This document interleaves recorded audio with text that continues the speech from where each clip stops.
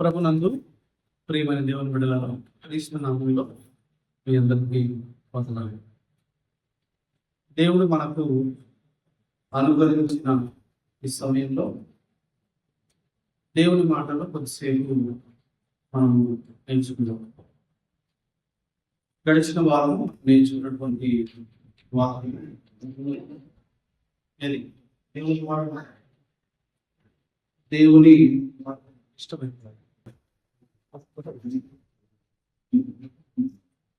దేవుని మార్గము. దేవుని మార్గము అనేటువంటి పాఠాన్ని మనం ఆలోచించాలి. ఈ ఉదయకాలం ముందు మనం నేర్చుకోబోతున్నటువంటి పాఠము పారిపోయిన వారు ప్రాణములిచ్చారు అనేటువంటి పాఠాన్ని నేర్చుకుంటారు. పారిపోయిన వారు ప్రాణాలను ఇచ్చారు అనేటువంటి పాఠాన్ని మనం ఆలోచించాం. పాఠం పేరు చెప్పగానే మీకు అర్థమవుతుంది ఇది ఎవరిని గురించి ఇప్పుడు మనం చదువుకోబోతున్నటువంటి ఈ పాఠము ఎవరి గురించి అయి ఉండవచ్చు? ప్రభు అయినటువంటి యేసుక్రీస్తు యొక్క శిష్యులను గురించి మనము నేర్చుకోబోతున్నాం. మనకందరికీ తెలుసు, మత్తయి సువార్త 10వ అధ్యాయంలో ప్రభు అయినటువంటి యేసుక్రీస్తు వారు 10 మంది శిష్యులను పిలిచారు కదా. పిలిచి ఇప్పటి నుండి మిమ్మల్ని మనుషులను పట్టు జాలరులుగా నేను చేస్తాను అన్నాడు. ఇక అది మొదలు యేసుక్రీస్తు శిష్యులు ఆయన వెంట 3.5 సంవత్సరములు సంచరించారు. ఆయనతో పాటు పరిచర్య చేశారు. ఆయనతో పాటు పరిచర్య చేసినటువంటి ఈ 3.5 సంవత్సరాలలో ఆయనతో పాటు ఉన్నారు. ఆయన మాటలు విన్నారు. ఆయన సూచక్రియలు, ఆయన అద్భుతాలు, ఆయన మహత్కార్యాలు అన్ని కూడా వారు చూశారు. కానీ ఎందుకో తెలియదు, కానీ విశ్వసించవలసినంతగా ప్రభువును వారు విశ్వసించలేకపోయారు. ఆయన మాటల యందు లక్ష్యం ఉంచలేకపోయారు. ఆయన యందు అంత లోతైనటువంటి విశ్వాసాన్ని ఉంచలేకపోయారు. కానీ అదే శిష్యులు కొంతకాలమైన తరువాత ప్రభు కొరకు ప్రాణాలను కూడా ఇచ్చారు. మరి మొదట ఎందుకు అలా ఉన్నారు? మరి చివరికి వచ్చే వరకు ప్రాణాలు ఇచ్చేంతగా వారిని నడిపించినది ఏంటి? ఇప్పుడు మనం కూడా అదే స్థితిలో ఉన్నామేమో. మనం కూడా యేసుక్రీస్తు శిష్యుల్లాగా మొట్టమొదటి స్థితిలో ఉన్నామేమో మనం కూడా.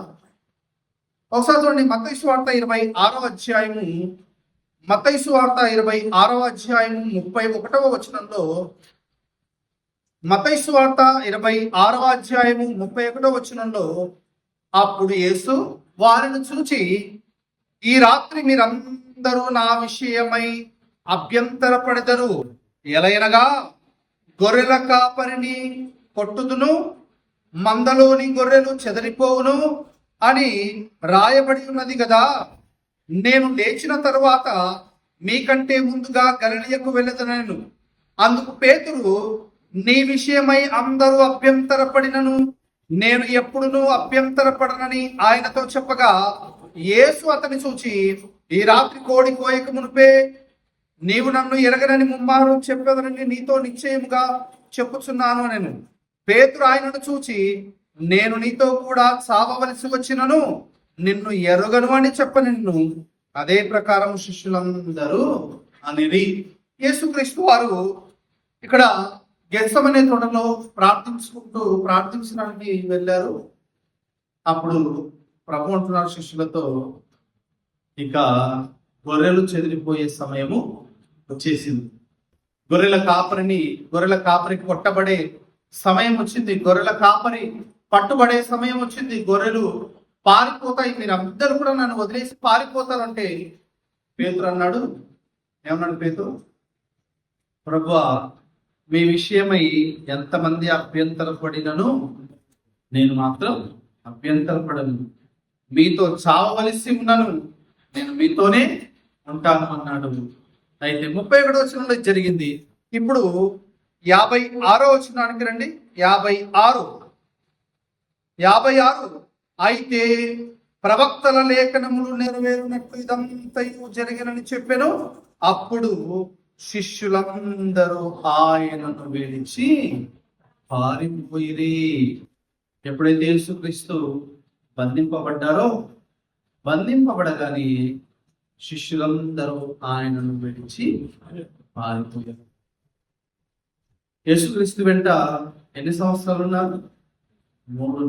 దాదాపుగా 3.5 సంవత్సరంలో ఆయన వెంట ఉండి, ఆయనతో సంచరించి, ఆయనతో పరిచర్య చేసి, ఆయన చేసిన అనేకమైన అద్భుతాలను, సూచక్రియలను చూసి కూడా ఆయన సంకటమైన స్థితిలో ఉన్నప్పుడు శిష్యులందరూ ఆయనను విడిచి పారిపోయారు. మరి ఎందుకు పారిపోయారు? మరి ఆయన చేసిన అద్భుతాలు, ఆయన చేసిన సూచక్రియలు, మహత్కార్యాలు వారికి గుర్తు రాలేదా? లేకపోతే వారిలో ధైర్యాన్ని నింపలేదా అని ఒకానొక సందర్భంలో ప్రభువైన యేసుక్రీస్తు వారు అన్నారు. ఏమన్నారంటే, మీ అవిశ్వాసము వలన, ఏమన్నాడు? మీ అవిశ్వాసము వలన మీరు ఈ బాలుని స్వస్థపరచలేక పోతున్నారు. మీ అవిశ్వాసం చేతనే. అంటే యేసుక్రీస్తు శిష్యులలో అవిశ్వాసం అనేది ఎంతో కొంత ఉంది అని ప్రభువే చెప్పారు. అలాగే మిమ్మల్ని చూస్తే కూడా నాకు అదే అనిపిస్తుంది. మీరు కూడా ఇప్పుడు అదే స్థితిలో ఉన్నారా? పోనీలేండి, కొంత కాలానికైనా ప్రభు కొరకు ప్రాణాలు ఇచ్చే వారిలాగా మీరు కూడా తయారవుతారనేటువంటి నమ్మకం అయితే ఉంది. అయితే యేసుక్రీస్తు శిష్యులు గమనించలేదు, కానీ కొన్ని ఉదాహరణలు చెప్తాను చూడండి. యేసుక్రీస్తును గూర్చి వినినటువంటి, చదివినటువంటి, ఆయన గురించి తెలుసుకున్నటువంటి వ్యక్తులలో ఒక ఆయన ఉన్నాడు. ఆయన మన కాలానికి చెందినటువంటి వ్యక్తి. ఆయన పేరు స్వామి వివేకానంద గారు. స్వామి వివేకానంద గారు. If I lived at the time of Jesus lived, నేను గనక యేసుక్రీస్తు జీవించిన కాలంలో జీవించి ఉంటే, I cleanse his feet with my blood, not with water. ఆయన పాదాలను నా రక్తముతో, the blood which flow from my heart, నా గుండెల నుండి వచ్చేటువంటి రక్తంతో ఆయన పాదాలను నేను కడిగేవాడిని. Unfortunately I born at this age, not at that age. ఆ యుగంలో, ఆ కాలంలో, యేసుక్రీస్తు జీవించిన కాలంలో నేను జన్మించలేదు. ఒకవేళ ఆయన జీవించున్నప్పుడు నేను ఆయనతో పాటు ఉంటే నీళ్లతో కాదు, నా గుండె నుండి ప్రవహించే రక్తంతో ఆయన పాదాలు కడిగేవాడు. నీళ్లతో కడగటమే పాదాలు ఎక్కువ, అలాంటిది గుండె నుండి పొంగే రక్తంతో ఆయన పాదాలు కడిగేవాడని అన్నాడంటే ఎంతగా ఆయన తత్వాన్ని స్వామి వివేకానంద గారు అర్థం చేసుకున్నారో మనం గమనించాలి. ఆ తర్వాత ఇంకొక వ్యక్తి ఉన్నారు. ఆయన నెల్సన్ మండేలా గారు. ఆఫ్రికా దేశానికి చెందినటువంటి నెల్సన్ మండేలా గారు. ఈయనను దేవుని వాక్యము, యేసుక్రీస్తు చెప్పినటువంటి మాటలు ఈయనను ఉత్తేజపరిచాయి. ఈయనలో ఒక ఆత్మీయతను రగిలించి, ఆ మాట ఏంటంటే, మత్తయి సువార్తకు రండి. మత్తయి సువార్త 22వ అధ్యాయము. మత్తయి సువార్త 22వ అధ్యాయము 39వ వచనము. నిన్ను వలె నీ పొరుగువాని ప్రేమింపవలెనను రెండవ ఆజ్ఞయు దాని బట్టిదే. నిన్ను వలె నీ పొరుగు వాణిని ప్రేమింపవలను అనున్నది ఏంటంట? దాని వంటి ఆజ్ఞే. దేవుణ్ణి ప్రేమించటం అనేది ఎటువంటి ఆజ్ఞయో, మొదటి ఆజ్ఞయో, నిన్ను వలె నీ పొరుగు వారిని ప్రేమించటం కూడా అటువంటిదే. దేవుణ్ణి ప్రేమించటతోనే సమానం అన్నాడు. ఈ మాట చరిత్రలో ఇద్దరు వ్యక్తులను ప్రభావితం చేసింది. ఆ ఇద్దరు వ్యక్తులు, ఒకరేమో అబ్రహాం లింకన్ గారు, రెండో వ్యక్తి నెల్సన్ మండేలా గారు.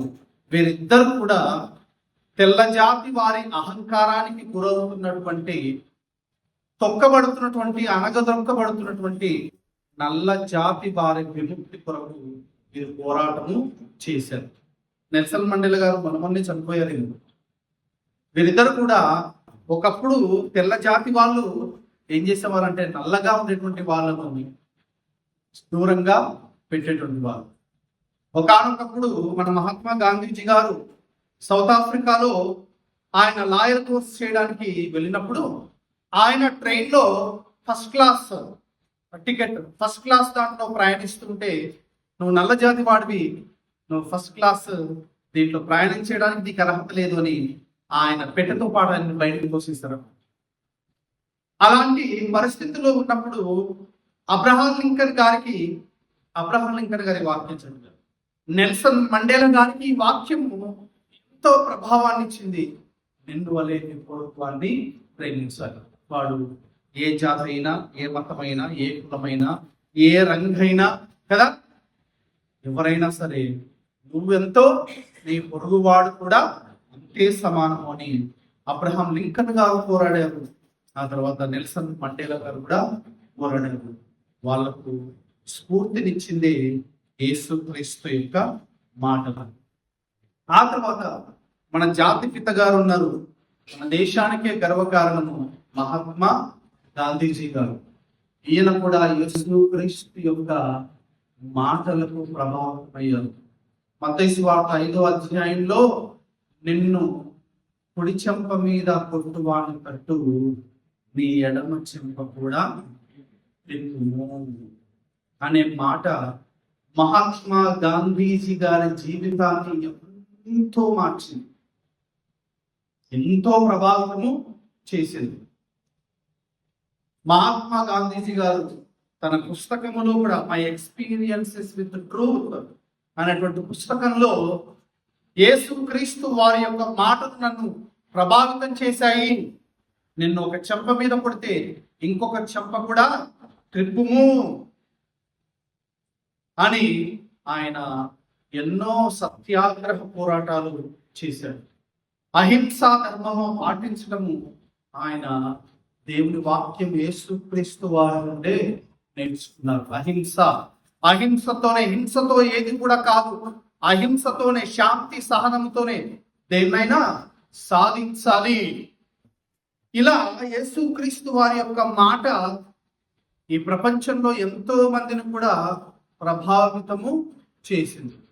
అంతేకాదు, నౌ ఏ కాంటెంపరీ పర్సన్, ఇటీవల కాలంలోనే ఆంధ్రప్రదేశ్ రాష్ట్రానికి డిప్యూటీ సీఎం అయినటువంటి పవన్ కళ్యాణ్ గారు కూడా ప్రభావితం చేసినటువంటి మాట లూకా సువార్త తీసుకోండి. లూకా సువార్త 14వ అధ్యాయం 11వ వచనం. లూకా సువార్త 14వ అధ్యాయం 11వ వచనం. తన్ను తాను హెచ్చించుకొని ప్రతి వాడును తగ్గింపబడును, తన్ను తాను తగ్గించుకుని వాడు హెచ్చింపబడునని చెప్పాను. యేసుక్రీస్తు వారి నోట నుండి వచ్చినటువంటి ప్రతి మాట కూడా అమూల్యమైనది. ఒకవేళ యేసుక్రీస్తు వారు చెప్పిన మాటలు మనకు అంతగా విలువైనవిగా, ప్రభావితమైనవిగా మనకు అనిపించకపోవచ్చేమో, కానీ చరిత్రలో అనేక మంది గొప్పవారికి ఈ మాటలు చాలా ప్రభావితంగా అనిపించాయి. పవన్ కళ్యాణ్ గారు డిప్యూటీ సీఎం గారు ఆంధ్రప్రదేశ్ ఆయన అన్నారు, ఈ మాట నా చిన్నప్పుడు మా టీచర్ గారు నేర్పించారు. తను తాను హెచ్చించుకున్నవాడు తగ్గింపబడును, తను తాను తగ్గించుకున్నవాడు హెచ్చింపబడుతున్నాడు. ఇటీవల ఆయన గెలిచిన తర్వాత ఒక అభినందన సభ లాంటిది ఏర్పాటు చేస్తే ఒక దైవ సేవకులు రోమిలకు రాయబడిన పత్రిక 5వ అధ్యాయం 3వ వచనంలో ఉన్నటువంటి మాటను పవన్ కళ్యాణ్ గారికి చదివినిపిస్తే, రోమీలకు రాయబడినటువంటి పత్రిక 5వ అధ్యాయం 3వ వచనంలో, అంతేకాదు శ్రమ ఓర్పును, ఓర్పు పరీక్షను, పరీక్ష నిరీక్షణను కలుగ చేయునని ఎరిగి శ్రమల యందును అతిశయపడదుము. ఈ మాటను చదివి ఒక దైవ సేవకుడు డిప్యూటీ సీఎం పవన్ కళ్యాణ్ గారికి వివరిస్తే ఆయన నిజమే కదా, గొప్ప మాట దేవుని గ్రంథంలో ఉంది. నేను కూడా ఎంతో శ్రమ పడ్డాను, ఎంతో ఓర్పుతో ఉన్నాను ఇన్ని సంవత్సరాలుగా. 12 సంవత్సరాలు అవుతుంది పాట పెట్టి. నిజంగా శ్రమ ఓర్పు సహనమును నిజంగా కలిగిస్తుంది అనేటువంటి ఒప్పుకున్నాడు. ఎందుకు చరిత్రలో ఉన్నటువంటి వారిని నేను గుర్తు చేస్తున్నానంటే, యేసుక్రీస్తు యొక్క మాటలు మనల్ని ప్రభావితపరుస్తున్నాయో లేదో, యేసుక్రీస్తు యొక్క మాటలు మనల్ని మరి అవి మనకు గొప్పగా కనిపిస్తున్నాయో లేదో, కానీ చరిత్రలో అనేక మందిని కూడా ప్రభావితం చేసింది యేసుక్రీస్తు యొక్క మాటలు. అంత గొప్ప వ్యక్తితో 3.5 సంవత్సరములు తిరిగినటువంటి శిష్యులు ఆయన బంధింపబడుతూ ఉంటే ఏమయ్యారు? అందరూ కూడా చెదిరిపోయి ఆయనను విడిచి దూరంగా పారిపోయారు.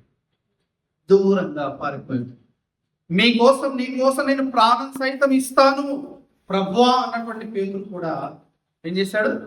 ఆయనను వదిలేసి పారిపోయాడు. దూరం నుండి ఆయనను వెంబడిస్తూ వచ్చాడు. మరి ఒకేసారి ఇంత స్థితిలో ఉన్నటువంటి శిష్యులు ఒక్కసారిగా ఎలా మారిపోయారు అంటే, ప్రభువు కోసం మేము ప్రాణాలైనా ఇస్తాము. ఒకసారి చూడండి, అపోస్తలుల కార్యాల గ్రంథము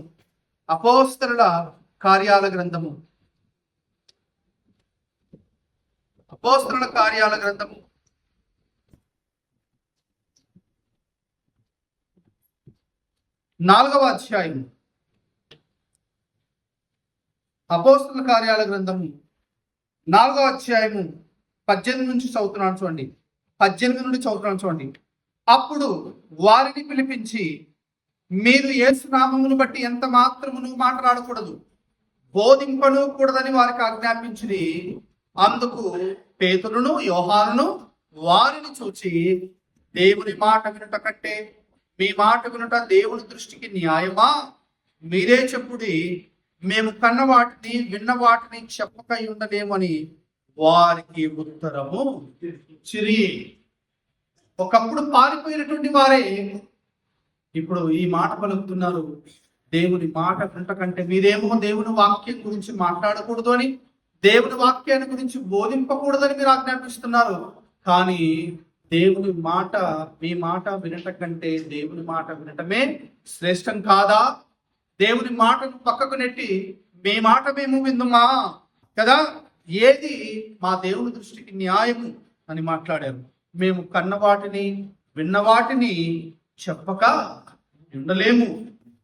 మేము కన్న వాటిని గాని చూచిన వాటిని గాని చెప్పకుండా ఉండలేము అని ఒకప్పటి శిష్యులను, ఈ వాక్య భాగంలోని శిష్యులను కనుక మనం గమనిస్తే, వాళ్ళలో ఎంతో మార్పు అనేది, వాళ్ళలో ఎంతో విశ్వాసం అనేది, వాళ్ళలో ఎంతో నిరీక్షణ అనేది మనకు కనిపిస్తుంది.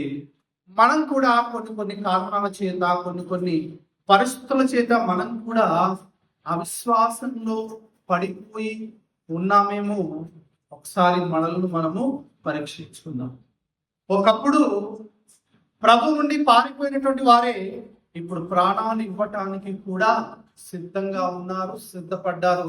ప్రాణాలు సైతం వారు ఇచ్చేశారు. ఒకప్పుడు ఎందుకలా పారిపోయారు అంటే, యేసుక్రీస్తు వారి యొక్క ఔన్నత్యాన్ని, ఆయన మాటలను అంత లోతుగా వారు అర్థం చేసుకోలేకపోయారు. ఒకసారి గమనిద్దాము. రోమీలకు రాయబడినటువంటి పత్రిక 8వ అధ్యాయంలో ఇలాగ చెప్పబడుతుంది.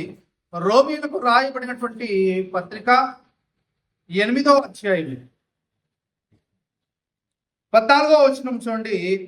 దేవుని ఆత్మ చేత ఎందరు నడిపింపబడుదురో వారందరూ దేవుని కుమారులయుందురు.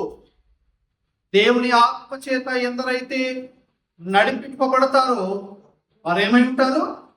వారందరూ దేవుని కుమారులై యుందురు. ప్రభు అయినటువంటి యేసుక్రీస్తు వారు ఆయన పరలోకానికి శిష్యుల ఎదుట ఆరోహణమయ్యారు.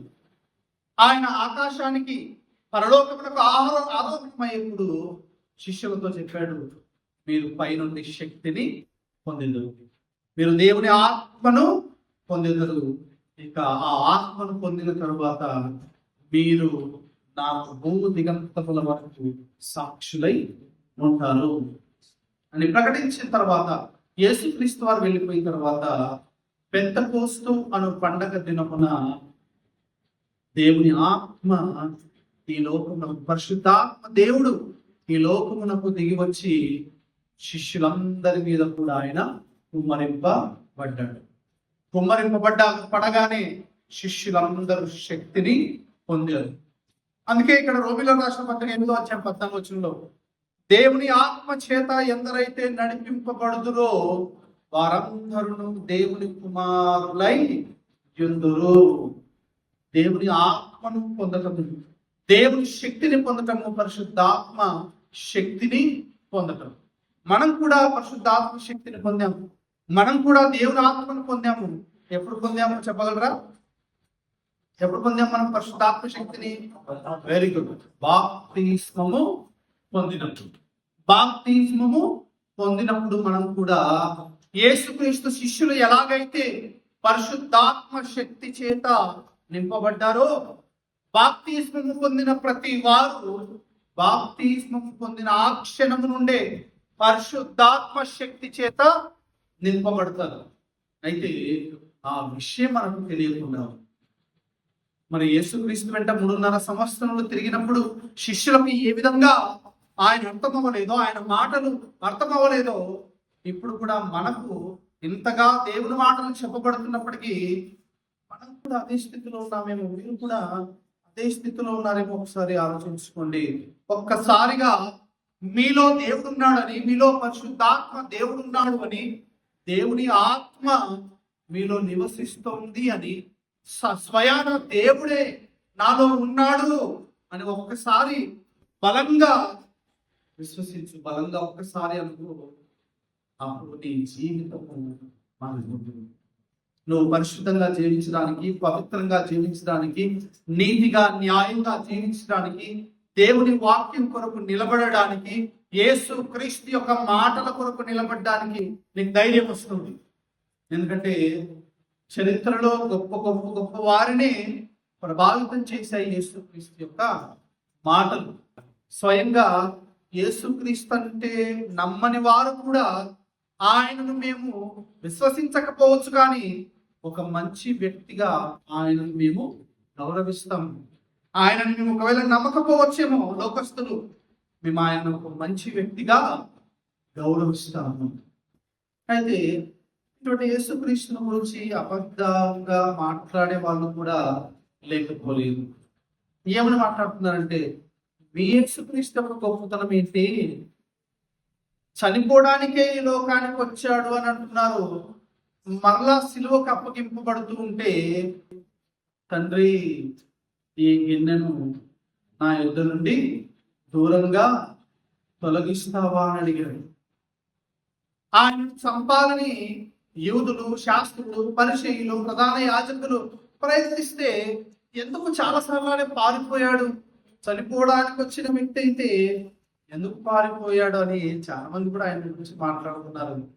మనకి అందరికీ సమాధానం, ఆయన చంపడానికి వచ్చినప్పుడు మాత్రమే కాదు ఆయన పారిపోయింది, తనను రాజుగా చూడవచ్చిరి. అంటే ఆయనను రాజుగా చేయడానికి వచ్చినప్పుడు కూడా ఆయన ఏం చేశాడు? ఆయన అక్కడి నుండి తప్పించుకుని పారిపోయాడు. అంటే ఆయన నన్ను చంపడానికి వస్తున్నారు, నేను పారిపోవాలని పారిపోలేదు. అలాగంటే రాజుగా చేయడానికి వచ్చినప్పుడు ఎందుకు పారిపోయాడు అంటే, ఆయన దేవుని వాక్యాన్ని, సత్యాన్ని, సర్వసత్యాన్ని సంపూర్ణంగా ప్రకటించడానికి వచ్చాడు. ఆ సత్యాన్ని సంపూర్ణంగా ప్రకటించే వరకు ఆయన సిలువకు అప్పగింపబడకూడదు. అందుకే అనేక సార్లు ఆయన పట్టుకోదలిచినప్పుడు, ఆయనను చంపచూచినప్పుడు ఆయన పారిపోయాడు, కానీ ఆయన ఏం భయపడి కాదు. ఒకవేళ చంపడానికి వచ్చినప్పుడు భయపడి పారిపోయాడంటే మరి రాజుగా చేయడానికి వస్తే ఎందుకు పారిపోయాడు కదా?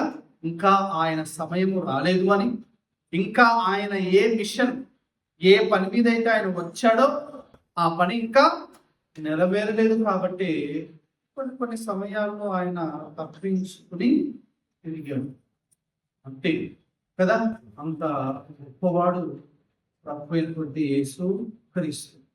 మరి చరిత్రలో అంత గొప్పవాడిని ప్రభావితం చేసినటువంటి మాటలు ఎందుకో మనల్ని ప్రభావితం చేయలేకపోతున్నాయి. అది దేవుని వాక్యం యొక్క మిస్టేక్ కాదు కానీ ఎవరిది? మనదే. ఆనాడు యేసుక్రీస్తు శిష్యులు ఎలాగైతే వారు అవిశ్వాసం చేత ఇంకా తమ గుండెల నిండా విశ్వాసాన్ని నింపుకోలేదు, ఇంకా అవిశ్వాసం చేతనే వాళ్ళు బ్రతికారు. ఎప్పుడైతే దేవుని ఆత్మ చేత, పరిశుద్ధాత్మ చేత నింపబడ్డారో ఆ తర్వాత చూడండి అపోస్తల కార్యాల గ్రంథము, వారు పరిశుద్ధాత్మ చేత నింపబడిన తర్వాత అపోస్తల కార్యాల గ్రంథము 8వ అధ్యాయం, అపోస్తల కార్యాల గ్రంథము 8వ అధ్యాయము మొదటి నుంచి చదువుతున్నాను. ఆ కాలమందు యెరూషలేములోని సంఘమునకు గొప్ప హింస కలిగినందున అపోస్తలులు తప్ప అందరూ యూదయ సమరయ దేశముల యందు చెదిరిపోయిరి. భక్తిగల మనుషులు స్టెఫనును సమాధి చేసి అతనిని గూర్చి బహుగా ప్రలాపించిరి. సౌలైతే ఇంటింటా చొచ్చి పురుషులను స్త్రీలను ఈడ్చుకొని పోయి చెరసాలలో వేయించి సంఘమును పాడు చేయించుండెను. 4వ వచనం, కాబట్టి చెదరిపోయిన వారు సువార్త వాక్యమును ప్రకటించుచు సంచారము చేసిరి. ఇక్కడ యెరూషలేములో ఉన్నటువంటి సంఘమునకు గొప్ప హింస కలగగా ఆ సంఘములో యెరూషలేములో ఉన్నటువంటి దేవుని బిడ్డలందరూ ఏమైపోయారు? చెదిరిపోయారు. పారిపోతూ ఏం చేస్తారట? మీరు దేవుని సువార్తను ప్రకటించారు, క్రీస్తు సువార్తను ప్రకటించారు. అందుకే మన పాఠం షార్ట్ కట్ లో చెప్పాను.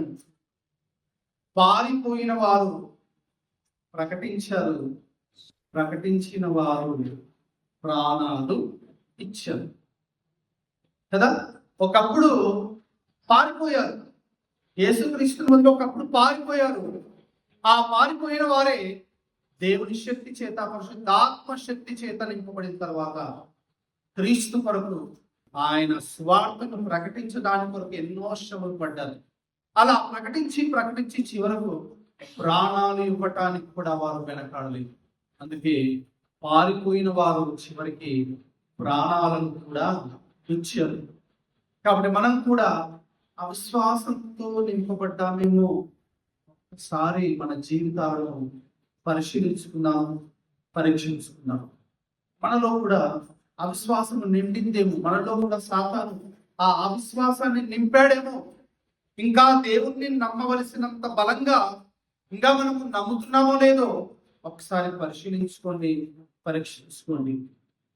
ఇక ఆ తర్వాత ఇలా చెదిరిపోతూ పారిపోతూ శిష్యులు ఏం చేశారు? కాబట్టి చెదిరిపోయిన వారు స్వార్థ వాక్యమును ప్రకటించుచు సంచారము చేసిన 8వ అధ్యాయం 4వ వచనంలో అలా పారిపోతూ కూడా ఏం చేశారు? స్వార్థ వాక్యమును వారు ప్రకటించారు. నేను ప్రకటిస్తున్నాను, మీరు దేవుని వాక్యాన్ని వింటున్నారు, మీరు ఆ వాక్యాన్ని అనుసరించి నడిస్తే చాలు. దేవుని వాక్యాన్ని మీ గుండెల నిండా నింపుకుంటే చాలు. ఎంతో మంది గొప్పవారు క్రీస్తు యొక్క మాటలను తమ గుండెల్లో నింపుకున్నారు. ఆ మాటల చేత వాళ్ళు ముందుకు సాగుతూ వెళ్ళారు. క్రీస్తు మాటల చేత ఒక జాతిని నడిపించారు. ఆయన సూచించిన మార్గంలో ఒక జాతినే నడిపించగలిగారు. అంతటి ప్రభావాన్ని యేసుక్రీస్తు యొక్క మాట కొందరి జీవితాల్లో చూపించింది. మనం కూడా చదువుతాం దేవుని వాక్యాన్ని, మనం కూడా విందాం దేవుని వాక్యాన్ని. విన్న వాక్యాన్ని ఒక్కసారిగా మనసుకు తీసుకుందాం, హృదయానికి తీసుకున్నప్పుడు అప్పుడు మనం కూడా యేసుక్రీస్తు శిష్యులలాగా, వాళ్ళు కూడా ఒకప్పుడు పారిపోయిన వారే. ఆ తర్వాత వారు పారిపోతూ ఏమి చేశారట? స్వార్థ వాక్యాన్ని వారు ప్రకటించారు. స్వార్థ వాక్యాన్ని వారు ప్రకటించారు.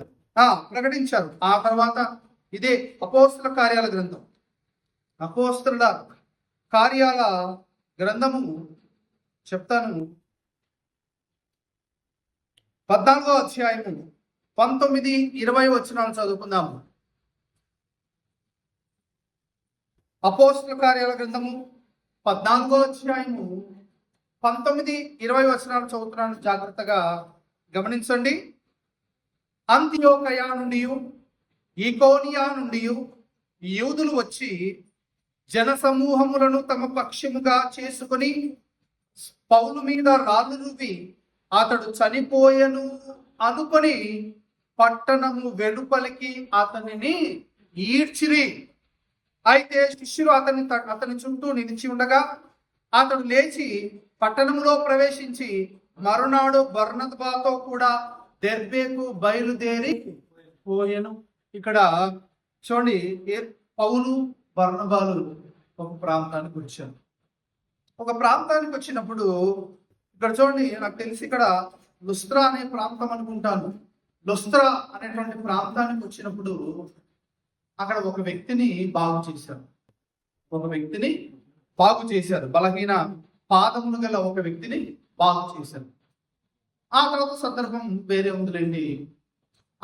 అంతియోకాయ నుండి, ఈకోనియా నుండి కొంతమంది వచ్చి ఏం చేశారట, రాళ్లతో కొట్టారట. పౌలు రాళ్లతో కొట్టి చనిపోయాడు అనుకుని ఊరి బయటికి ఏం చేశారంట, ఈడ్చిరంటే ఈడ్చుకుంటూ పోయారు. చనిపోయాడు అనుకుని ఈడ్చుకుంటూ పోయి ఊరవతల పారేస్తే మరలా శిష్యులు ఆయనకు తోడుగా ఉండటం వల్ల, వాళ్ళు పరిశీలన చేయడం వల్ల, ఆయన గాయాలు మరలా కట్టడం వల్ల మరలా ఆయన లేచి బలాన్ని పొందుకొని మరలా దేవుని వాక్యాన్ని ప్రకటించడానికి ఆయన సాగాడు. ఇక శిష్యుల గురించి మీకు ఒకసారి చెప్పాను.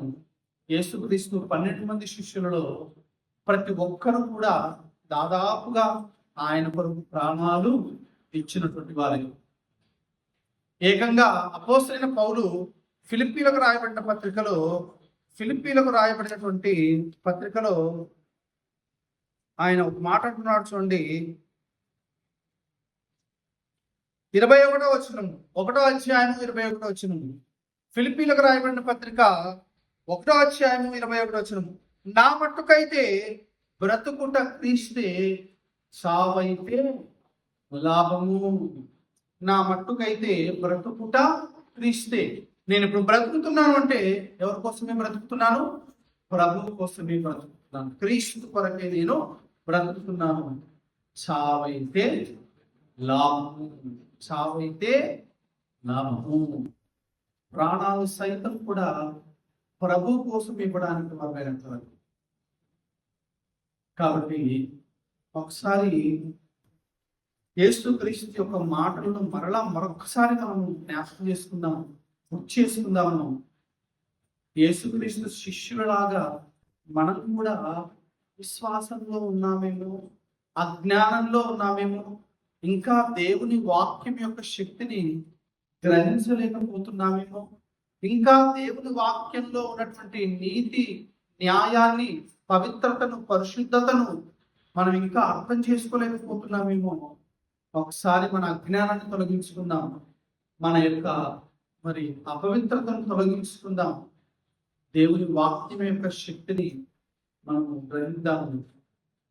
ఒకప్పటి యేసుక్రీస్తు శిష్యుల వలె అజ్ఞానంగా ఉండకుండా, ప్రాణాన్నిచ్చినటువంటి యేసుక్రీస్తు యొక్క శిష్యుల వలె మనం కూడా దేవుని వాక్య శక్తిని ఎరిగి దేవుని మాటల్లో, దేవుని మార్గంలో మనం సాగుదాం.